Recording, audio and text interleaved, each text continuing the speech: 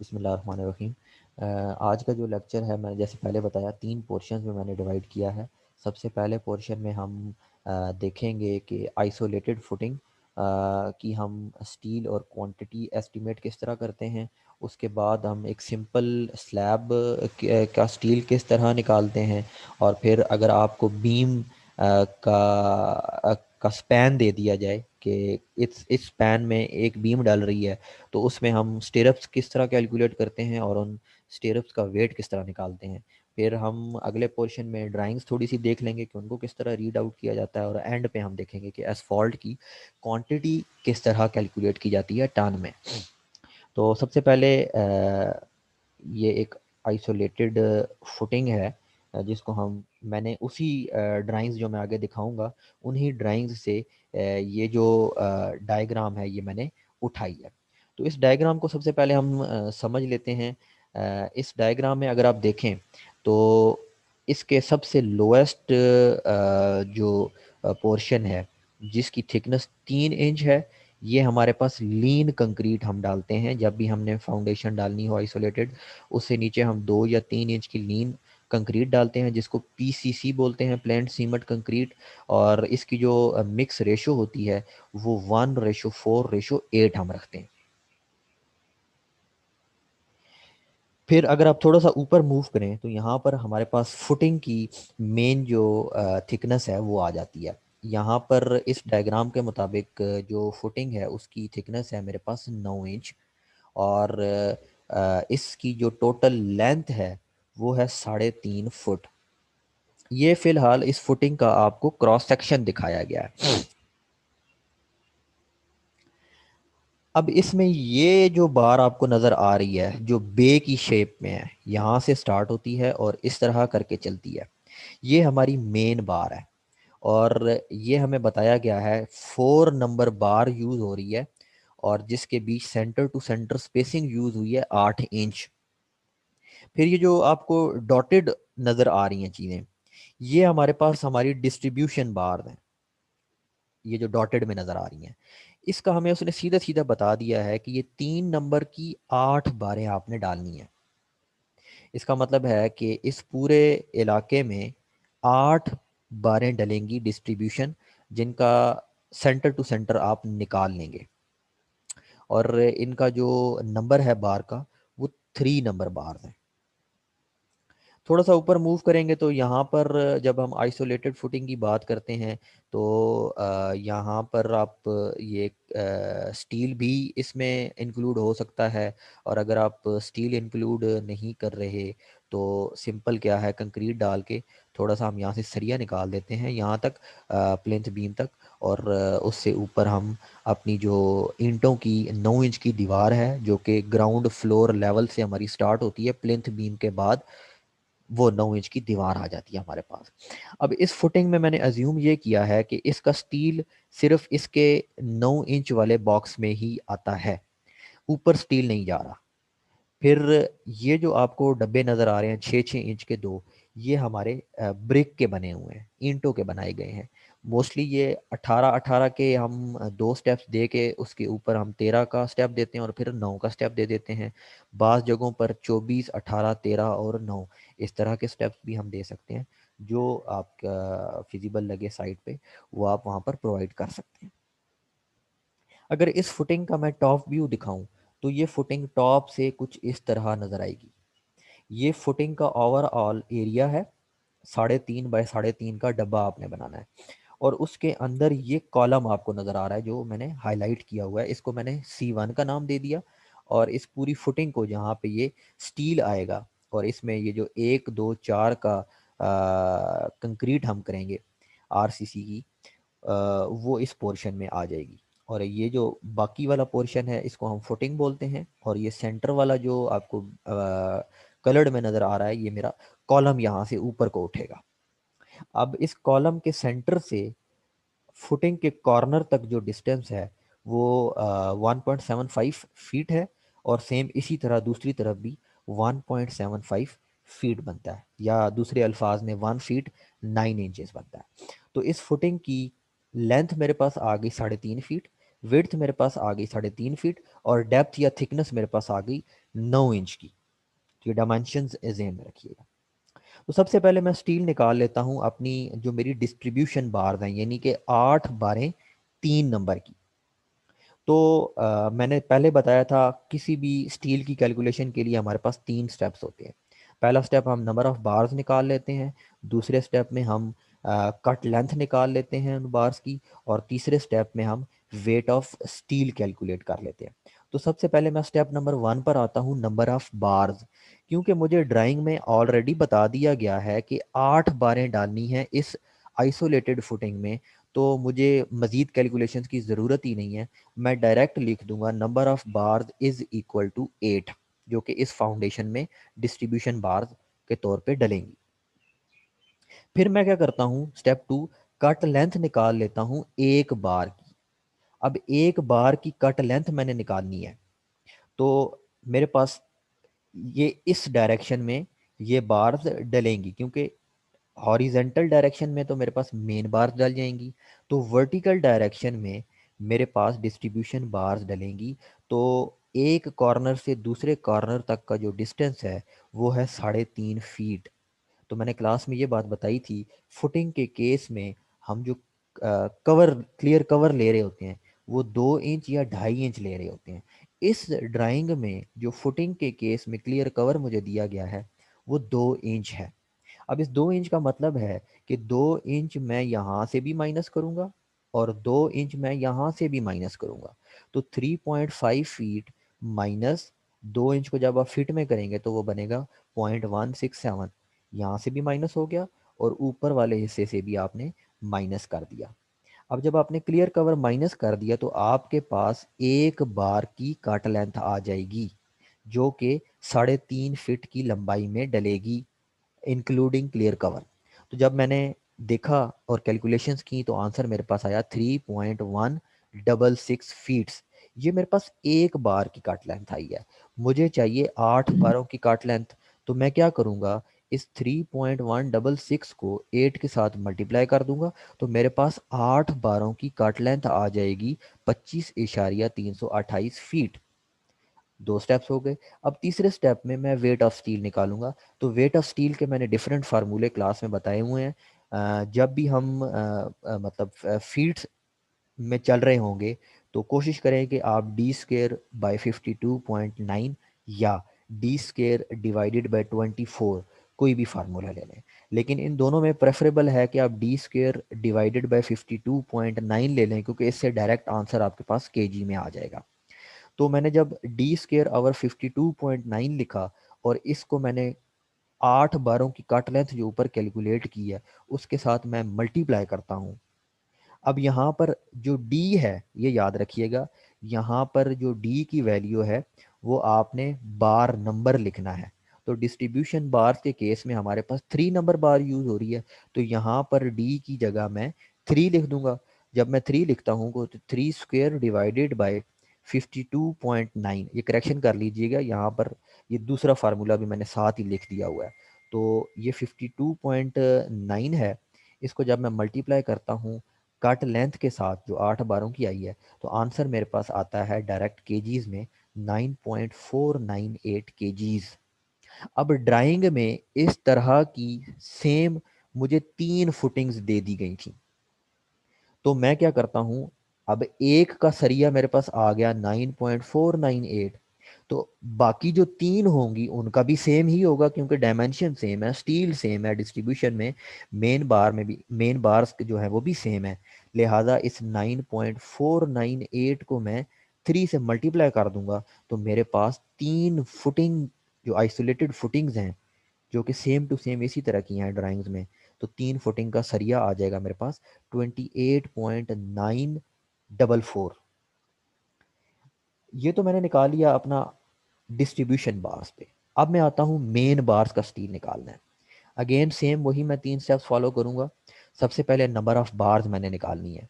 अब number of bars मैंने देखनी है हॉरिजॉन्टल डायरेक्शन में, लंबाई कितनी है मेरे पास 3.6 या 3 फीट्स एंड 6 इंचेस या 3.5 फीट्स। तो 3.5 फीट यानी कि जितनी डायमेंशन में मेरी बार डलेंगी divided by centre to centre spacing. यहाँ पर आपको मेन बार्स की centre to centre spacing 8 inch दी हुई है। अब आप इस 8 इंच को फीट में कन्वर्ट करेंगे तो वो गालबन 0.67 बन जाएगा, और इसमें +1 हम कर देंगे। +1 क्यों करेंगे ये मैं दोबारा बता देता हूँ कि आप जब स्टील कैलकुलेट कर रहे होते हैं तो डिस्टेंस आप सेंटर टू सेंटर ले रहे होते हैं, तो इस सेंटर टू सेंटर डायमेंशन में हमारी पहली बार मिस हो जाती है, उसको भी हमने कैलकुलेशन में इंक्लूड करना होता है। इसलिए हम हमेशा +1 करते हैं जब भी नंबर ऑफ बार्स कैलकुलेट करते हैं। तो इसको जब मैं सिंप्लीफाई करता हूँ तो और वैल्यूज़ को राउंड ऑफ करके मैं लिखता हूँ तो आंसर मेरे पास आता है 6 बार्स। अब मेरे पास 6 बार्स आ गई हैं। स्टेप 2 पर मैं आऊँगा। कट लेंथ निकालनी है मैंने एक बार की। कट लेंथ कैसे निकलेगी जी? सेम वही स्टेप्स होंगे। टोटल लंबाई कितनी है जिसमें मैंने मेन बार डाल रही हैं, वो है 3.5 फीट्स। 3.5 फीट्स में से 2 इंच इधर से भी मैं कवर माइनस करूंगा और 2 इंच इधर से भी कवर माइनस करूंगा, तो मेरे पास वैल्यू बचेगी 3.166 फीट्स। अब आप ड्राइंग ड्राइंग में देखें, ये स्टील इसके ऊपर भी उठा हुआ है, यानी कि ये इधर ख़त्म नहीं हो रहा, बल्कि ये यहाँ से बेंड दे के ऊपर की जानिब गया हुआ है। तो ये जो बेंड दे के ऊपर स्टील निकला होता है, ये 6 इंच हम रखते हैं। 6 इंच इधर से भी होता है और 6 इंच इधर से भी निकला होता है, ताकि कंक्रीट और स्टील की बॉन्डिंग बनी रहे, और जब सिस्मिक फोर्सेस लगे तो वो स्टील खुले ना। तो ये एडिशनल फोर्स स्ट्रेंथ प्रोवाइड करने के लिए हम यहाँ से ये स्टील को बेंड करके अपवर्ड ले जाते हैं। तो ये 6 इंच यहाँ से ये भी ऐड करेंगे अब, और 6 इंच यहाँ पर ये भी ऐड करेंगे।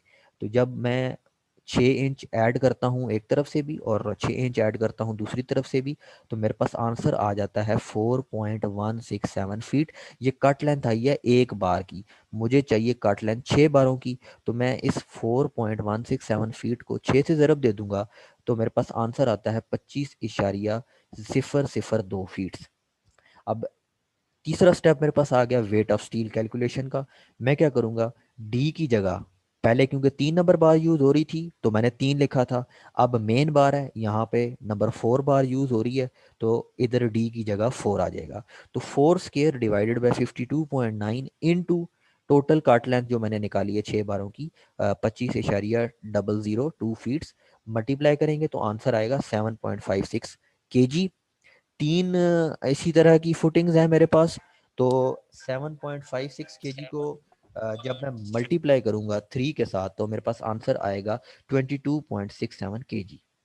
अब ये करेक्शन कर लीजिएगा, ये टोटल स्टील करने की ज़रूरत नहीं है, क्योंकि ये 3 नंबर की बार है और ये 4 नंबर की बार है। तो 4 नंबर का आप अलग कैलकुलेट करने हैं और 3 नंबर का आपने अलग कैलकुलेट करना है। मिसाल के तौर पे अगर ये दोनों 3 नंबर की होती तो आप इनका टोटल सम निकाल लेते, तो जब आप सम निकालते तो आपका आंसर आ जाता।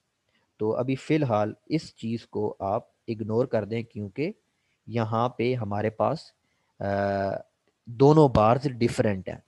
तो 4 नंबर की जो बार है उसका वेट मेरे पास आया 22.67 kg, और जो 3 नंबर बार है उसके पास उसका जो मेरे पास टोटल वेट आया वो है 28.944 kgs।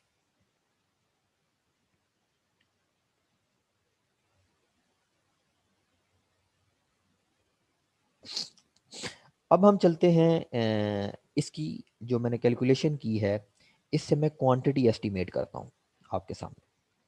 सबसे पहले हम देख लेते हैं कंक्रीट हम निकालते हैं, जो हमारी फुटिंग है, यहाँ पे स्टील डला हुआ है, वो 1:2:4 की है। तो मैं टोटल वॉल्यूम निकाल लूँगा।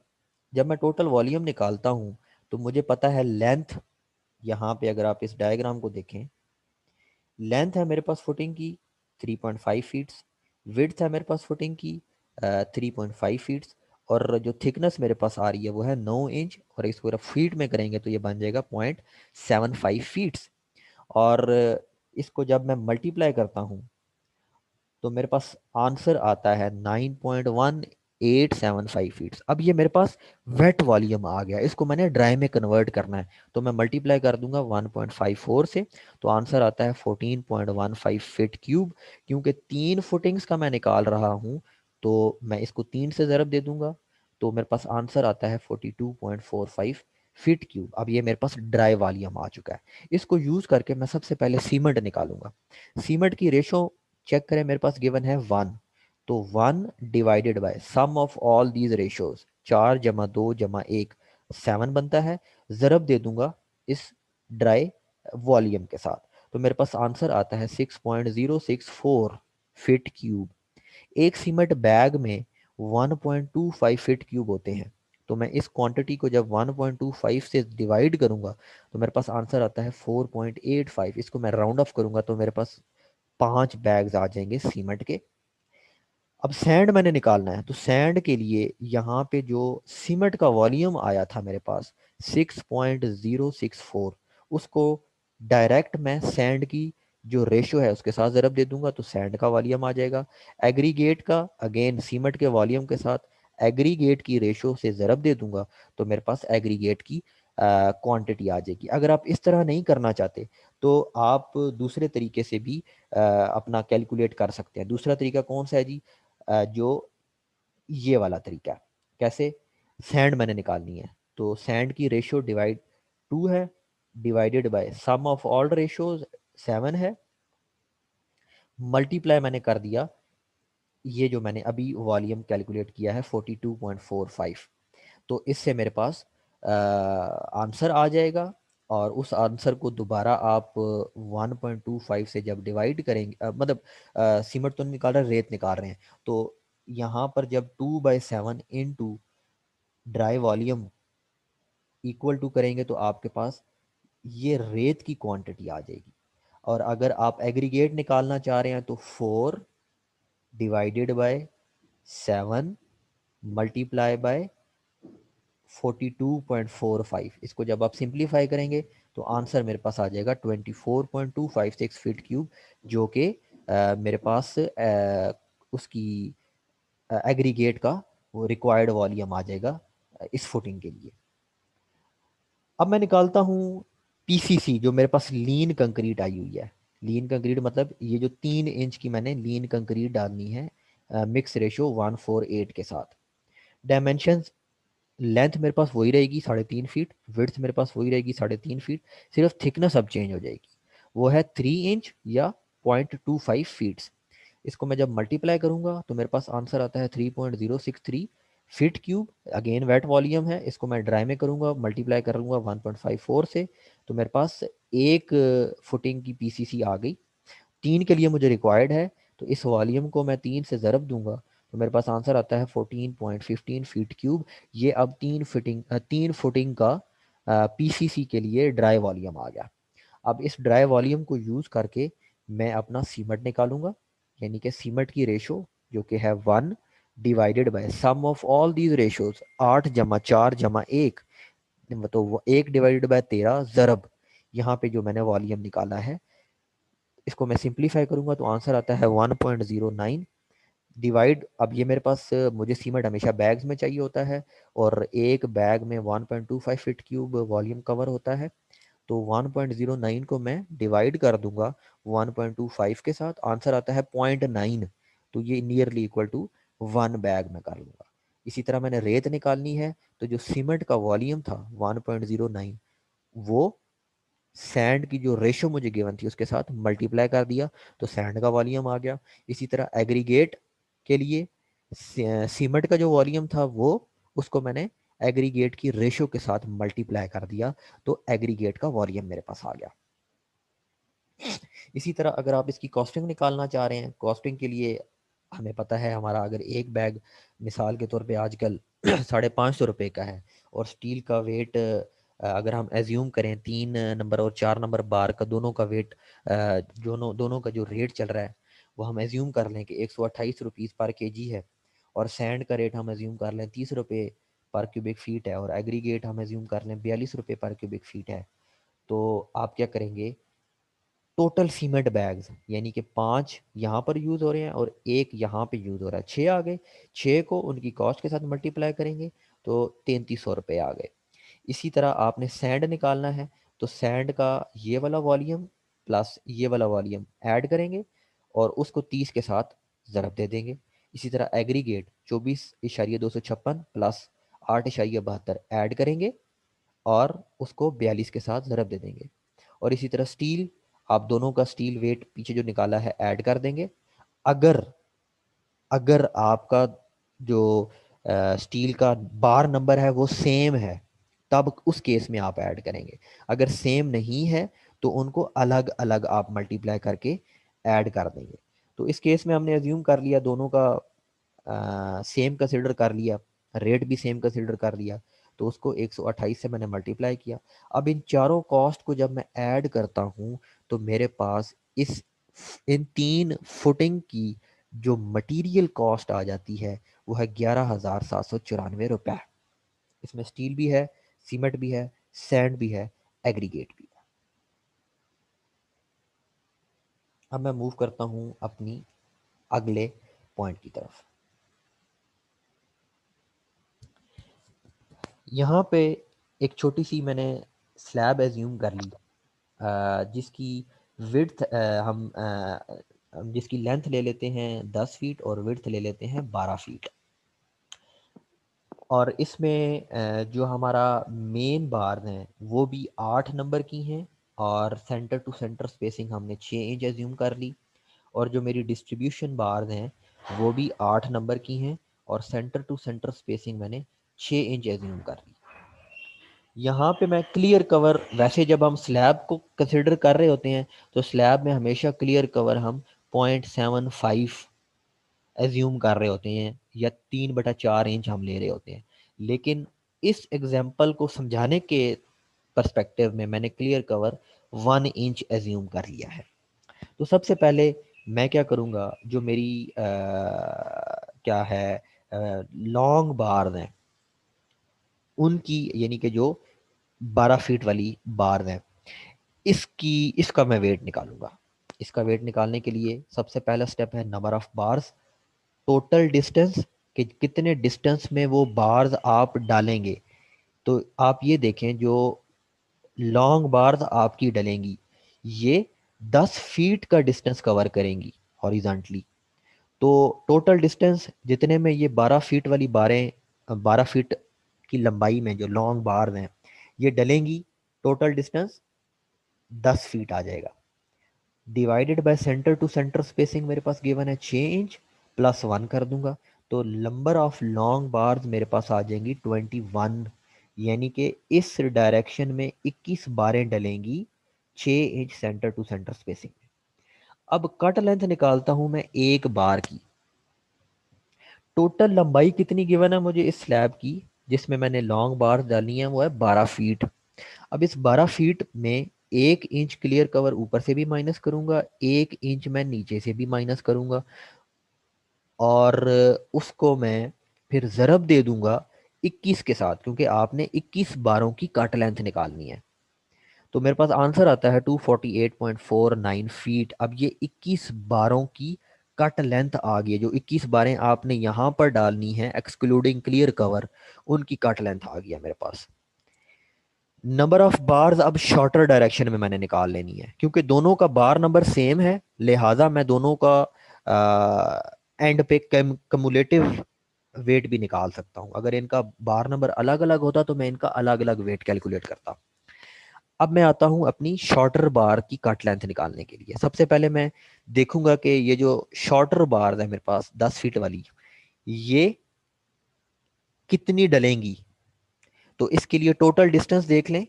10 फीट वाली जो बार हैं, शॉर्टर बार हैं, जो कि इस डायरेक्शन में डाल रही हैं, ये 12 फीट वाले टोटल डिस्टेंस को कवर करेंगी। तो 12 feet divided by centre to centre spacing plus 1 is equal to 25 numbers. अब मैंने कट लेंथ निकाल लेनी है। कट लेंथ का सेम वही फार्मूला है जी। 10 फीट आपको गिवन है, 1 इंच आपने इधर से भी माइनस करना है, 1 इंच आपने इधर से भी माइनस करना है। आपके पास कट लेंथ आ गई और मल्टीप्लाई कर देना है आपने 25 बारों के साथ, तो आपके पास 25 बारों की कट लेंथ आ जाएगी जो शॉर्टर डायरेक्शन में डाल रही है। अब आपके पास शॉर्टर डायरेक्शन की भी कट लेंथ आ गई, लॉन्गर की भी कट लेंथ आ गई। इन दोनों कट लेंथ को आप ऐड कर दें, क्योंकि दोनों का स्टील सेम डाल रहा है 8 नंबर का। तो मेरे पास टोटल कट लेंथ आती है दोनों डायरेक्शन की, शॉर्टर की भी लॉन्गर की भी, 494.315 फीट्स। वेट ऑफ बार्स आप निकाल लें, D square divide by 52.9 into cut length. D को आप देखें यहाँ पर गिवन है 8, तो 8 square divide by 52.9 multiply cut length, answer आपके पास आया 598.04 kg। अब इसको आपने अगर टन में कन्वर्ट करना है तो सिंपल इसको डिवाइड बाय 1000 कर दें, आपके पास आंसर आ जाएगा 0.598 टन्स। इतना स्टील आपको रिक्वायर्ड है 10 बाय 12 फीट की स्लैब में, जहाँ पे 8 सूतर का सरिया लगेगा, 6 inch centre to centre spacing के साथ और 1 इंच क्लियर कवर के साथ। अब मैं आता हूँ बीम के स्टिरप्स किस तरह कैलकुलेट करते हैं और उनका वेट हम कैसे निकालते हैं।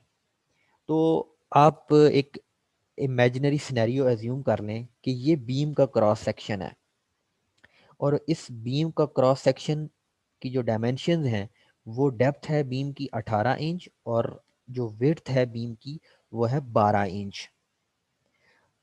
और बीम का जो क्लियर कवर होता है बीम और कॉलम का, वो हम 1.5 इंच रखते हैं। तो इस एग्जाम्पल में जो क्लियर कवर मुझे दिया गया है बीम के केस में, वो 1.5 इंच दिया गया है। और अंदर जो स्टील बार्स हम यूज़ कर रहे हैं वो हम अज्यूम कर लेते हैं कि 4 नंबर की बार्स, ये जो मेन बार्स हैं वो 4 नंबर की यूज़ हो रही हैं। और जो उसके ऊपर ये स्टिरअप आपको नज़र आ रहा है, ये एक गोल्ड डॉट्स के आउटर साइड पे आपको एक रेक्टेंगल नज़र आ रहा है, ये हमारी होती हैं जी स्टिरअप्स। अब ये जो स्टिरअप है, ये हमारे पास हमने 3 नंबर की बार्स लगानी है, और स्टिरअप का सेंटर टू सेंटर जो डिस्टेंस होगा वो हमने 6 इंच एज्यूम करना है। और इस बीम की टोटल जो लेंथ होगी, जो बीम का स्पैन होगा, वो 10 फीट होगा। अब सबसे पहले हमने निकालनी है स्टिरअप की कट लेंथ। स्टिरअप की कट लेंथ कैसे निकलेगी, उसके लिए आपने इस स्टिरअप की अलग से डायग्राम ड्रा कर लेनी है, जो कि मैंने यहाँ पर ड्रा की हुई है। अब इस बीम की जो ओवरऑल डायमेंशंस थी वो थी 18 इंच बाय 12 इंच। अब 18 में से आप अगर ऊपर से भी और नीचे से भी क्लियर कवर माइनस कर दें, तो मेरे पास स्टिरअप की डेप्थ बन जाती है 15 इंच। और इसी तरह अगर आप 12 इंच में से दोनों साइडों का क्लियर कवर माइनस कर दें, तो मेरे पास चौड़ाई आ जाएगी स्टिरअप की 9 इंच। तो अब स्टिरअप की जो डायमेंशन मेरे पास आ गई हैं वो 15 इंच बाय 9 इंच आ गई हैं। तो कट लेंथ मैं कैसे निकालूंगा, क्योंकि यहाँ पर भी 9 इंच है और ऊपर भी 9 इंच है, दोनों को मैं ऐड कर दूंगा, 9 इंच प्लस 9 इंच। इस तरफ भी 15 इंच है, इस तरफ भी 15 इंच है, तो वो भी मैंने ऐड कर दिया। अब आपने अगर बीम को साइड पर देखा हो, तो उसको हम जहाँ पे फिनिशिंग कर रहे होते हैं, एक क्लोज लूप बना रहे होते हैं स्टेरअप की, तो वो ऐसे हम एब्रप्टली उसको काट नहीं देते, बल्कि हम बेंड दे के उसको थोड़ा सा लेंथ देते हैं। बेंड के बाद जो हम लेंथ देते हैं वो कम से कम 3 इंच लाजमी होनी चाहिए, या 75 मिलीमीटर, या 6 into D B. D B is dia of bar, whichever is greater, जो भी ग्रेटर होगी, 3 इंच अगर ग्रेटर है तो 3 इंच आ जाएगी। अगर 6 dB से वैल्यू ग्रेटर आ रही है तो यहाँ पे बैंड लेंथ 6 dB की हम लिख लेंगे। तो जब ये बैंड लेंथ में एज्यूम की 3 इंच, ये भी 3 इंच, यहाँ से भी ये वाला बैंड भी ऐड होगा और इधर से ये वाला बैंड भी ऐड होगा, तो 3 इंच जमा 3 इंच, आंसर है 54 इंच। इसको फिट में किया तो 4.5 फीट मेरे पास एक स्टिरअप की कट लेंथ आ गई। अब मैं नंबर ऑफ स्टिरअप्स निकालता हूँ। नंबर ऑफ स्टिरअप्स निकालने के लिए टोटल डिस्टेंस, यानी कि ये स्टिरअप कितने डिस्टेंस में डाल रहे हैं, तो ऑब्वियसली उसके लिए मेरे पास बीम का स्पैन आ जाएगा जो कि 10 फीट है, divided by centre to centre spacing मुझे गिवन है 6 इंच प्लस 1, तो 21 स्टिरअप्स लगेंगी इस 10 फीट के स्पैन में, जिनका सेंटर टू सेंटर स्पेसिंग होगी 6 इंच। अब एक का स्टिरअप की कट लेंथ मैंने निकाली हुई है 4.5 फीट है, तो 21 की किस तरह आ जाएगी, ज़रब दे दूंगा तो आती है 94.5 फीट। वेट ऑफ स्टिरअप कैसे आएगा, डी स्केयर डिवाइडेड बाय 24। अगर आप डी स्केयर डिवाइड बाय 24 वाला फार्मूला करेंगे तो आंसर आपके पास पाउंड में आएगा, और पाउंड को फिर आपने केजी में कन्वर्ट करना है, और केजी को फिर आपने टन में कन्वर्ट करना है। अगर आप डी स्क्वेयर डिवाइडेड बाई 52.9 वाला फार्मूला यूज़ करेंगे तो आपके पास डायरेक्ट आंसर आ जाएगा 16.08 केजी। तो जो सा मर्जी आप फार्मूला यूज़ कर लें। तो हमारे पास डी स्क्वेयर यानी कि डी नंबर बार नंबर है मेरे पास 3, तो 3 square divided by 24 into 94.5 feet, answer मेरे पास आया पाउंड्स में। इसको मैंने जब डिवाइड किया 2.204 के साथ तो आंसर आया मेरे पास 16.08 केजी।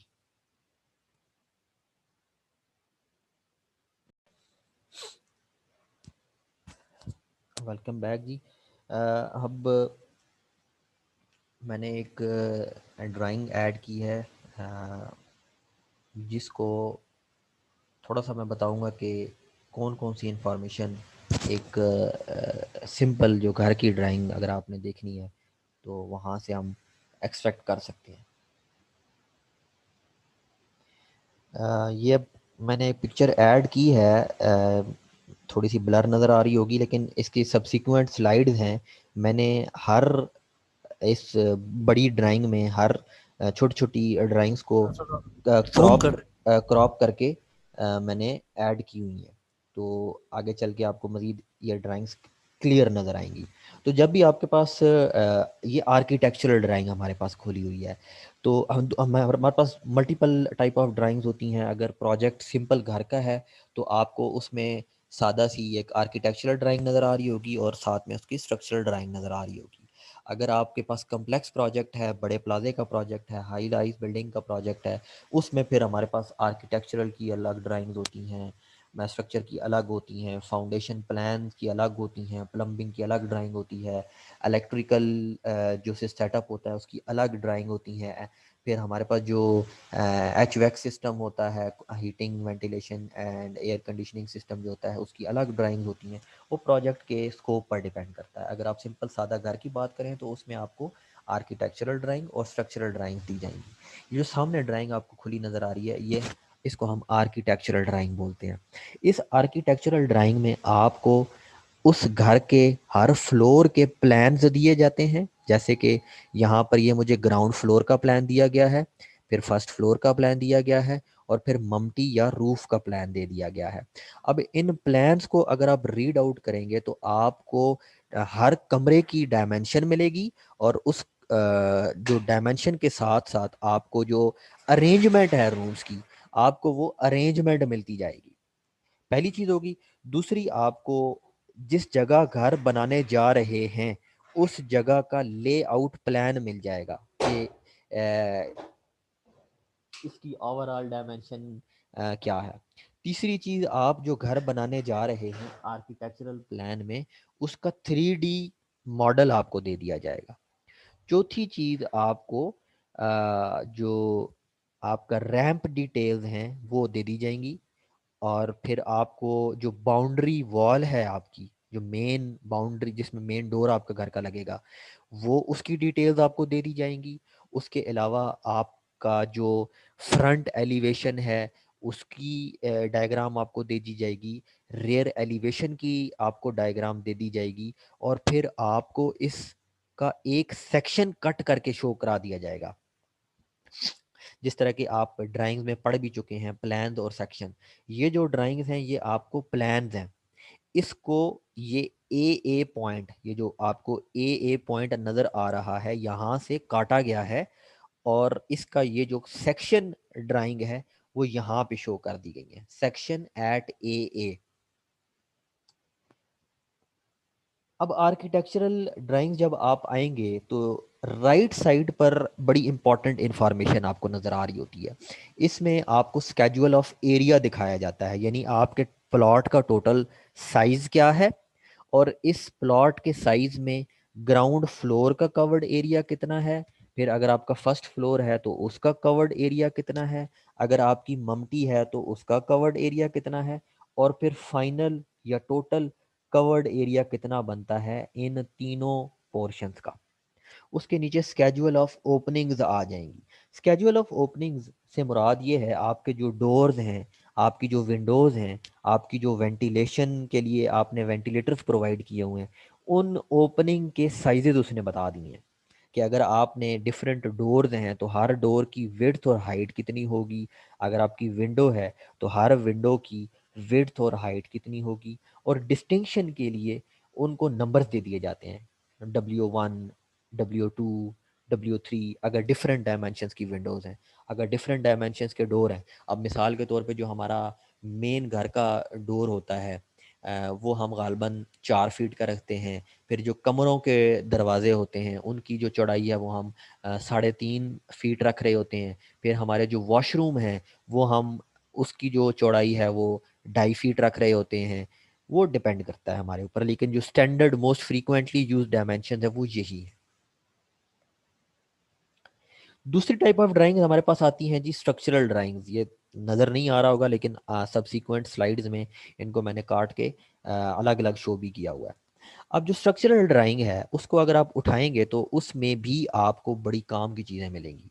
यानी सबसे पहले जो आपकी जो फाउंडेशन प्लान है वो आपको इसमें मिलेगा कि आपने जो फाउंडेशन के लिए खुदाई करनी है उसकी चौड़ाई कितनी होगी, उस उसके लिए लंबाई कितनी होगी फाउंडेशन के लिए, फिर उसकी डेप्थ कितनी है, ये आपको फाउंडेशन प्लान में मिलेगा। फिर उसके बाद जितने भी आपके पास फ्लोर्स हैं, यानी कि ग्राउंड फ्लोर है, फर्स्ट फ्लोर है, मम्टी फ्लोर है, उसका स्टील लेआउट आपको मिलेगा कि कौन कौन सा स्टील आपने डालना है इस स्लैब के ऊपर। उसमें उसका स्टील नंबर गिवन होगा और साथ उसकी centre to centre spacing given होगी। और इसी ही ग्राउंड फ्लोर स्लैब या फर्स्ट फ्लोर स्लैब के ऊपर आपको कॉल आपको जो बीम्स आप डाल रहे हैं उनकी भी इंडिकेशन उसने दी होगी कि कौन सा बीम आएगा। मतलब बीम का नंबर उसने दिया होगा, B1, B2, B3। फिर उस बीम की डिटेलिंग जो है वो आपको अलग से नीचे नज़र आएगी, जिस तरह यहाँ पर हमें नज़र आ रही है। ये सारी बीम्स की डिटेलिंग मुझे दी गई हैं। इसमें जितनी भी, लेट्स सपोज अगर यहाँ पर अगर B1 है तो इधर नीचे आके आप B1 ढूंढेंगे तो जो B1 होगी वो इधर आके आपने डालनी होगी। फिर आप अगर यहाँ पर B2 लिखा हुआ है तो यहाँ से आप B2 ढूंढेंगे और उसका क्रॉस सेक्शन देखेंगे कि कौन सा नंबर ऑफ बार्स यूज हो रही हैं मेन, और कौन सी स्टिरप्स की बार्स, स्टिरप्स जो हम यूज कर रहे हैं उसके लिए कौन सी नंबर की बार यूज हो रही है। फिर हमारे पास जो सेप्टिक टैंक्स होते हैं उसकी स्ट्रक्चरल ड्राइंग्स प्रोवाइड की जाती हैं। फिर हमारे पास जो अंडरग्राउंड वाटर टैंक हैं उसकी स्ट्रक्चरल ड्राइंग्स प्रोवाइड की जाती हैं। फिर हमारे पास जो ओवरहेड वाटर टैंक हैं या अंडरग्राउंड वाटर टैंक है उसका सेक्शनल ड्राइंग्स भी हमें प्रोवाइड कर दी जाती हैं। जिस तरह पीछे मैंने आपको प्लान्स में दिखाया था कि किस तरह ए सेक्शन को काट के सेक्शनल ड्राइंग दिखाई गई है, इसी तरह ओवरहेड वाटर टैंक की भी सेक्शनल ड्राइंग्स दिखाई जाती हैं। इससे आपको पता लगता है कि कौन से नंबर की मेन बार यूज़ हो रही है और डिस्ट्रीब्यूशन बार कौन से नंबर की यूज़ हो रही है और सेंटर टू सेंटर स्पेसिंग क्या है। फिर इसमें जो स्टेयर केस हमने डालना है उसका स्टील बताया जाता है, और स्टेयर केस की जो फाउंडेशन होती है, फाउंडेशन डिटेल्स वो हमें बताई जाती हैं। फिर यहाँ पर जो हमने कॉलम्स की अरेंजमेंट दी गई है, या आपको छोटे छोटे डब्बे जो नज़र आ रहे हैं, ये डब्बे हमें कॉलम्स की इंडिकेशन दे रहे हैं। तो इन कॉलम की डिटेल्स आपको यहाँ पर मिलेंगी और हर कॉलम को इंडिकेशन दी होगी C1, C2, C3, अगर डिफरेंट डायमेंशन के कॉलम्स हैं। फिर हर कॉलम के नीचे जो फुटिंग यूज होगी उस फुटिंग की ड्राइंग आपको यहाँ पर दी जाएगी कि 9 इंच की दीवार के नीचे कौन सी फुटिंग आएगी, कॉर्नर पे जो फुटिंग आ रही है एल शेप फुटिंग, उसका क्या सिनेरियो होगा। फिर जो अंदर वॉशरूम की पार्टीशन वॉल्स होती हैं, 4.5 इंच की होती है वो दीवार, उसके नीचे जो फुटिंग है उसका क्या सूरत हाल है। तो ये तमाम की तमाम ड्राइंग्स आपको इस स्ट्रक्चरल ड्राइंग में मिलेगी। अब जब भी स्ट्रक्चरल ड्राइंग है उसके कॉर्नर पे आपको या साइड पे या फ्रंट पे जनरल नोट्स लिखे हुए नज़र आते हैं।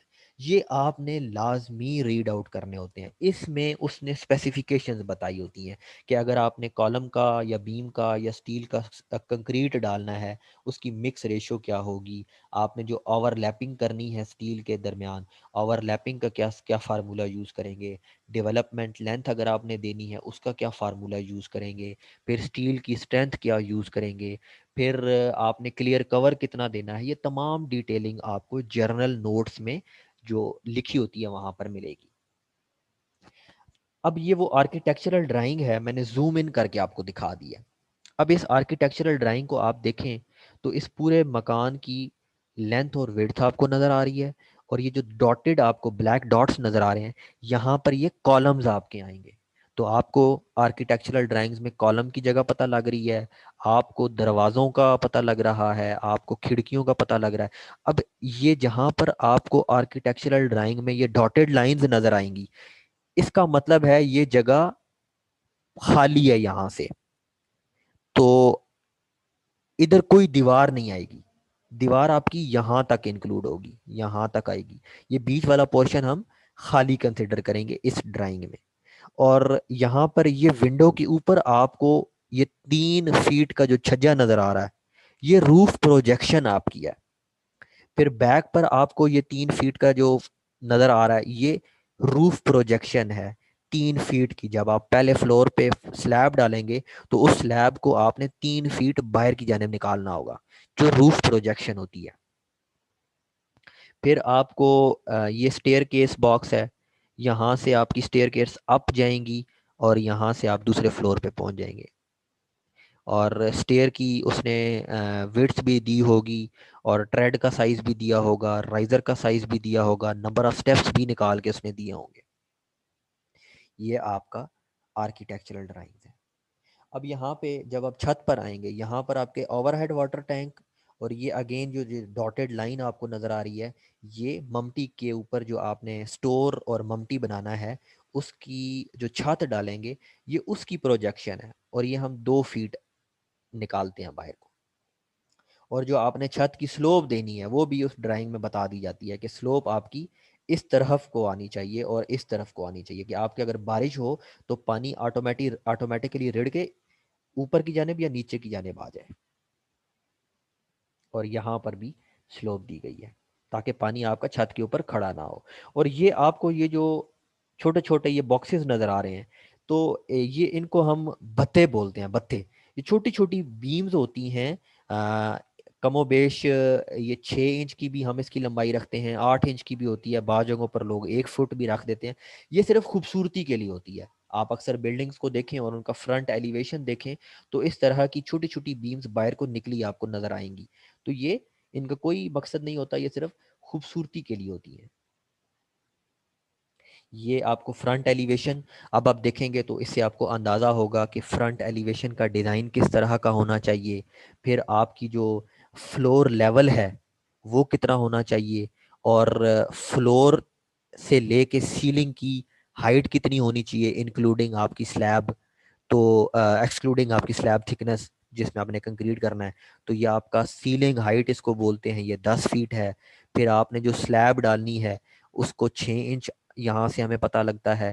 फिर अगला फ्लोर दोबारा 10 फीट का होगा, और दोबारा फिर 6 इंच की स्लैब आ जाएगी। फिर आगे जो हमने ममटी वाला कमरा बनाना है या स्टोर रूम बनाना है, उसकी डायमेंशन दी गई है 8 फीट, और अगेन हमें स्लैब दे दी गई है, और पैरापेट वॉल हमें बता दी गई है जो कि इस स्टोर रूम के ऊपर आ जाएगी। ये फ्रंट एलिवेशन है। फिर ये रेयर एलिवेशन है। ये सेक्शन हमें दे दिया गया है। फिर ये रैंप डिटेल्स बता दी गई है। ये आपका मेन दरवाज़ा है, ठीक है, और ये आपका रोड लेवल है। जैसे ही आप इन होंगे, पोर्च वाले लेवल पर आएंगे, तो आपका जो पोर्च लेवल है वो रोड लेवल से 1 फीट ऊपर होना चाहिए इस डायग्राम के मुताबिक। ये हमें पता लग रहा है। और जैसे आप कमरे में दाखिल होंगे, तो आपका जो फिनिश फ्लोर लेवल है वो रोड लेवल से 1.5 फीट की हाइट तक ऊंचा होना चाहिए। फिर हमारे पास ये बाउंड्री वॉल की एलिवेशन आ गई है, उसकी हाइट हमें बता दी जाएगी, टोटल हाइट क्या है, और उसकी टोटल अगर विड्थ मौजूद है वो बता दी जाएगी। फिर ये जी स्लैब का स्टील आपको नज़र आएगा। ये थोड़ा सा मैं आपको ग्राउंड फ्लोर का समझा देता हूँ, क्योंकि आपकी जो स्लैब है, हर स्लैब के नीचे आप देखें तो डिफरेंट रूम्स होते हैं, हॉल होता है, किचन होता है, फिर आपके पास बाथ होता है। तो हर पोर्शन की अलग अलग इंडिकेशन कर दी जाती हैं ड्राइंग्स हमें, ड्राइंग्स में वो बता दिया जाता है। अब अगर मैं ये ड्राइंग रूम की मैं कंसिडर करूं और इसकी अगर मैं रीड करने की कोशिश करूं, तो मेरी जो मेन बार है, जो ये मेन बार मुझे नज़र आ रही है, ये 3 नंबर बार है और सेंटर टू सेंटर स्पेसिंग है 7 इंच। यानी कि ये इस कॉर्नर से शुरू होगी, ड्राइंग रूम के इस कॉर्नर तक आएगी। और जो मेरी दूसरी डिस्ट्रीब्यूशन बार है वो इस कॉर्नर से स्टार्ट होगी और इस कॉर्नर पर आएगी। और इसकी जो स्टील है वो है 3 नंबर की बार है और 8 इंच सेंटर टू सेंटर है। फिर आप यहाँ पर ये जो बारें आपको नज़र आ रही हैं, इसको हम बोलते हैं एक्स्ट्रा बार्स। ये जो बार्स हैं ये shear फोर्सेस को टैकल करने के लिए हम प्रोवाइड करते हैं। तो आपकी स्लैब के ऊपर जो सी भी दीवार है, यानी जो सी नीचे से ईंट की दीवार आ रही है, उससे स्टार्ट करते हैं और L/4 या L/3 तक हम इसको निकालते हैं। यहाँ पर उसने हमें पहले ही बता दिया कि 3 फीट तक ये निकली होनी चाहिए। तो हमने यहाँ पे थ्रू आउट इस पूरी जगह पर 3 फीट की लंबाई के सरिये काट के डाल देने हैं और वो 3 नंबर बार होंगी 8 inch centre to centre spacing की। और इस तरह इस दीवार पर भी सेम 3 नंबर की बार्स होंगी 8 इंच सेंटर टू सेंटर के साथ, और उनकी लंबाई होनी चाहिए 2 फीट और 9 इंच। अब मैं इस दीवार पे जब आऊंगा तो ये 3 फीट का सरिया होगा और ये 4 सूत्र की बार है और 6 inch centre to centre spacing होगी। अब ये 3 फीट इधर को निकलेगी और 3 फीट इधर को निकलेगी। इस तरह यहाँ पर इस दीवार पे जब मैं आऊँगा तो 3.5 फीट उधर को निकलेगी, 3.5 फीट इधर को निकलेगी और ये इस कॉर्नर से लेके इस कॉर्नर तक थ्रू आउट डलेगी। 4 सूत्र की बार है और 9 inch centre to centre spacing है। फिर आप इस ड्राइंग में अगर देखें तो आपको ये बीम नज़र आ रही है B3।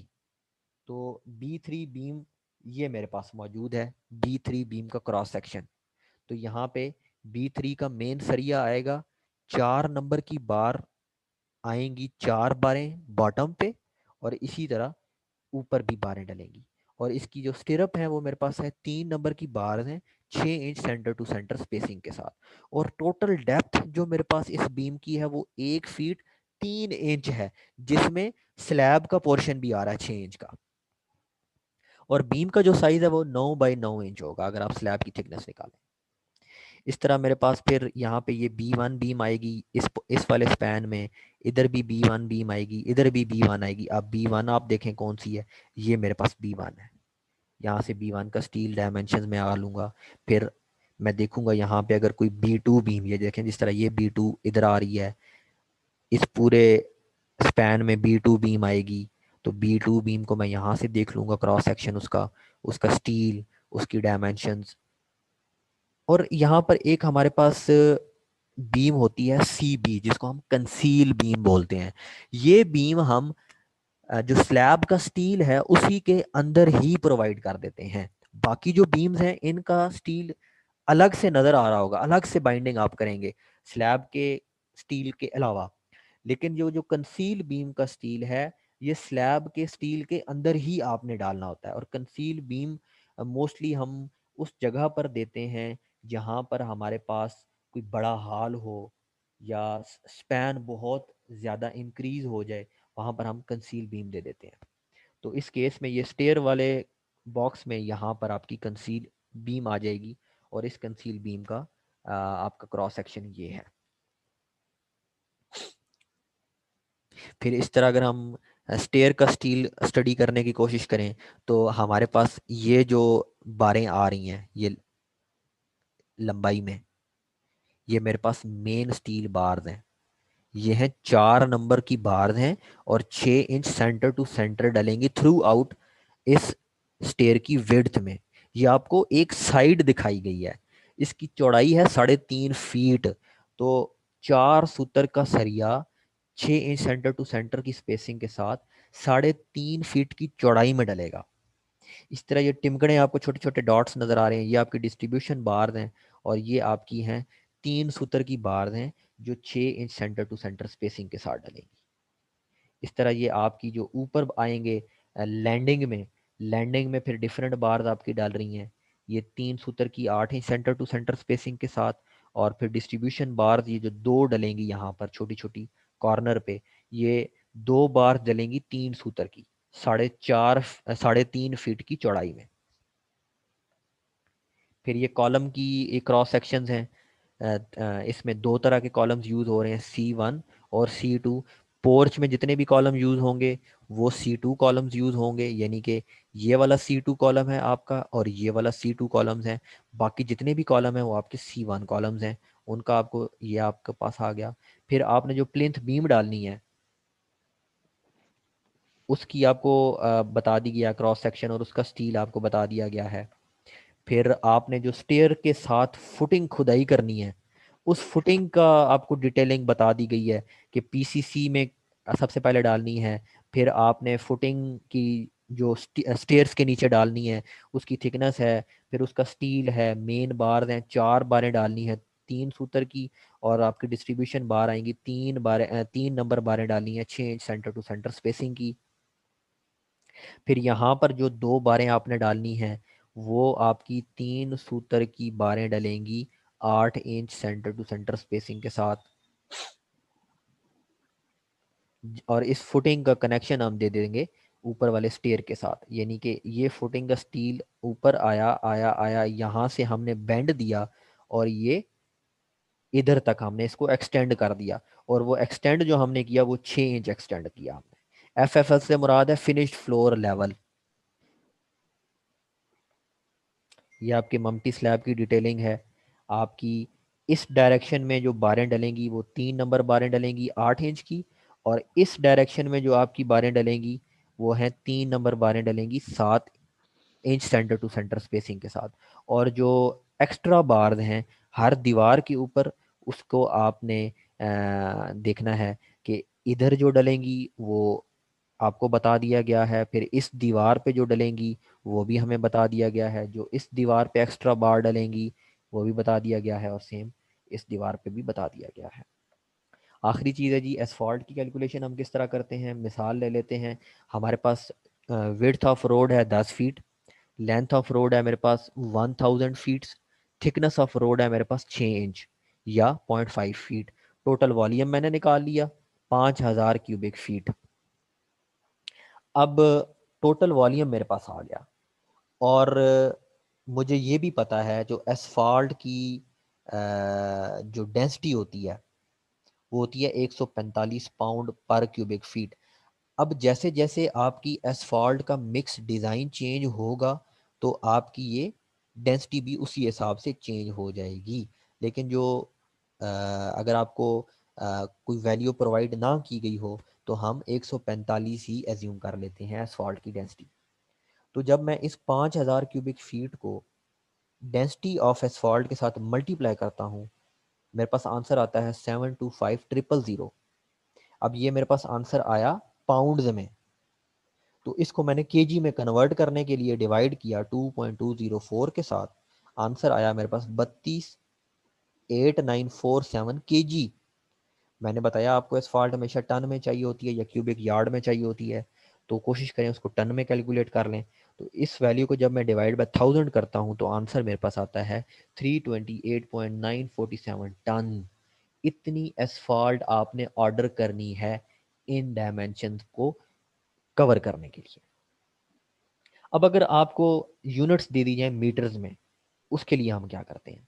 Let's suppose width of road है मेरे पास 8 मीटर, लेंथ ऑफ रोड है 2000 मीटर्स, थिकनेस ऑफ रोड है 15 सेंटीमीटर्स और 0.15 मीटर्स। तो इन तीनों क्वांटिटीज़ को मैं मल्टीप्लाई करूंगा तो टोटल वॉल्यूम मेरे पास आ जाएगा 2400 मीटर क्यूब। अब ये मीट्रिक यूनिट में चल रहा हूँ तो इस केस में मेरे पास जो डेंसिटी ऑफ एसफॉल्ट हम यूज़ कर लेते हैं वो है 2330 kg पर मीटर क्यूब।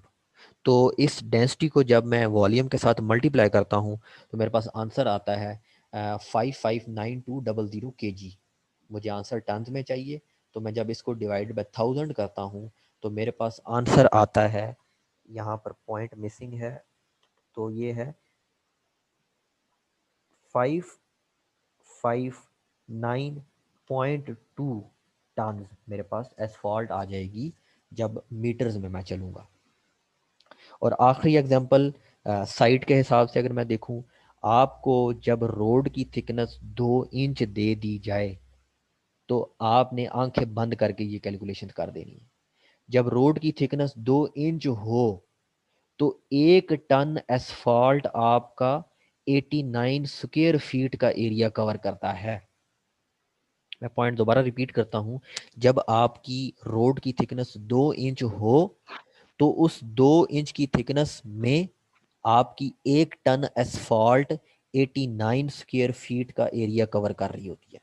अब लेट्स सपोज मैं आपको साइड पर बताऊं कि रोड की थिकनेस भाई 2 इंच ही है और जो एरिया ऑफ एसफॉल्ट है वो 22,000 स्क्वायर फीट है। तो मुझे टोटल क्वांटिटी निकाल कर दें। आपने डायरेक्ट आंखें बंद करनी है। आपको पता है कि 89 स्क्वायर फीट ऑफ एसफॉल्ट के लिए 1 टन एसफॉल्ट हमें चाहिए होती है। तो 22,000 स्क्वायर फीट का एरिया कितनी एसफॉल्ट रिक्वायर्ड होगा उसके लिए? 1 डिवाइडेड बाय 89 मल्टीप्लाइड बाय 22,000। मेरे पास आंसर आया 247.19 टन। इतनी एसफॉल्ट मुझे चाहिए होगी 22,000 स्क्वायर फीट के एरिया को कवर करने के लिए।